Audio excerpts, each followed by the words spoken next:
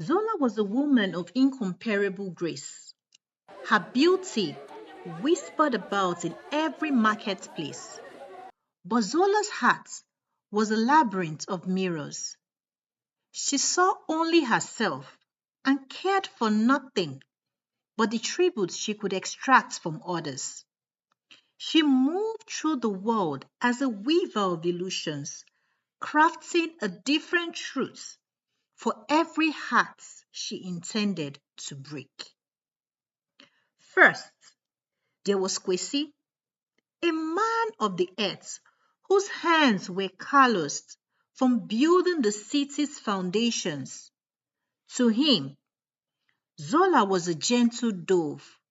She met him in the quiet of the outskirts, where the air smelled of rain and wild jasmine.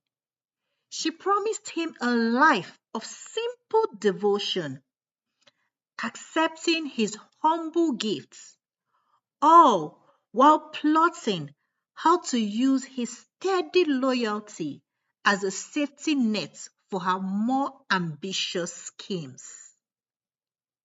Then there was Django, an artist whose soul burned with the fire of 1,000 sunsets. To Django, Zola was a celestial nurse, the only woman capable of understanding the depths of his passion. In his sun-drenched studio, she wore the finery of a queen and spoke of dreams that reached the stars.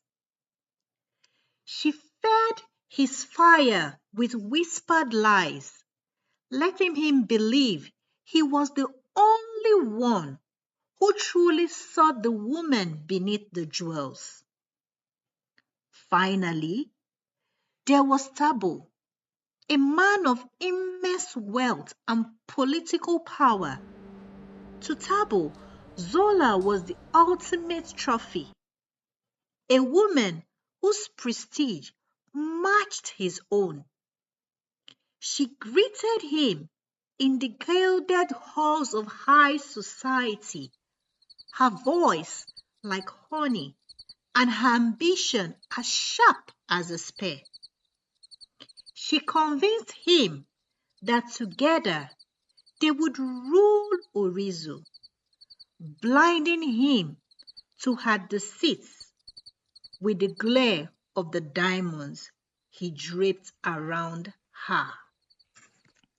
As the great Feast of Hearts, the city's grand Valentine celebration drew near, Zola's web grew dangerously tight. She had promised all three men that this would be the night their futures were sealed. Alone in her chambers, she felt no guilt, only the thrill of the gamble. She believed she was a master of the dance, certain she could keep her suitors apart while collecting the spoils of their devotion. The ballroom of the grand palace was a sea of light and music. The scent of 1,000 roses filled the air, and the city's elites gathered in their finest attire. Kwesi stood near the entrance, his heart racing as he clutched a small wooden box. Django stood by the fountain, his eyes searching the crowd. Neither man knew that the other was waiting for the same woman. Their paths finally converging in the heat of the celebration. When Zola arrived, the room fell silent. She moved like a flame through a dry field, draped in gold and confidence. Kwesi was the first to reach her. He dropped to one knee amidst the swirling dancers. The simple ring he had spent years saving for held high. "Zola!" he cried, his voice thick with emotion. "You are my anchor. Will you be my wife?"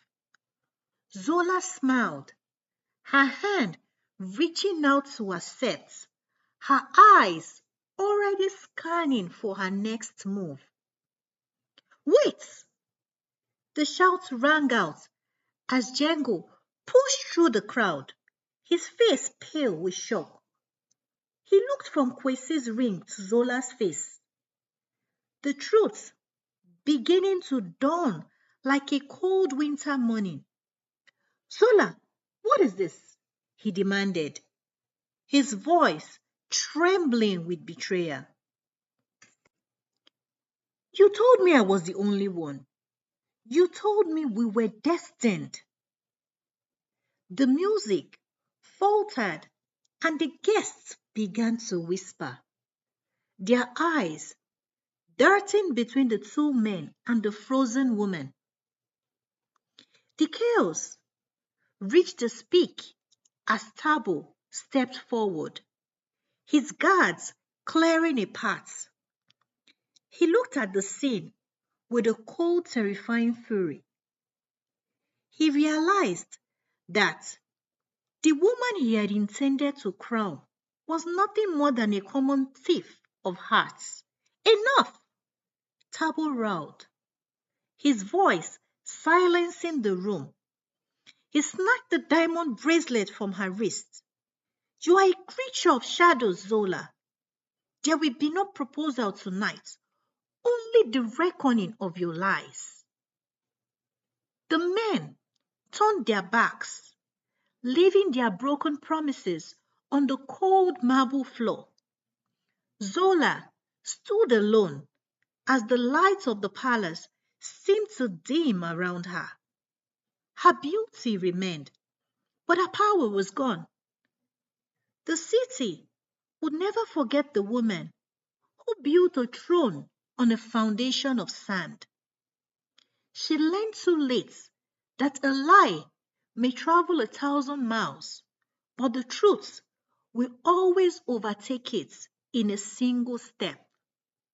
Integrity is the only finery that never tarnishes. I hope you enjoyed the story. Always remember that your beauty and your power are two different things. Your power is in your attitude, not your beauty. Please like, subscribe, and if you're new here, please leave a shout out in the comment section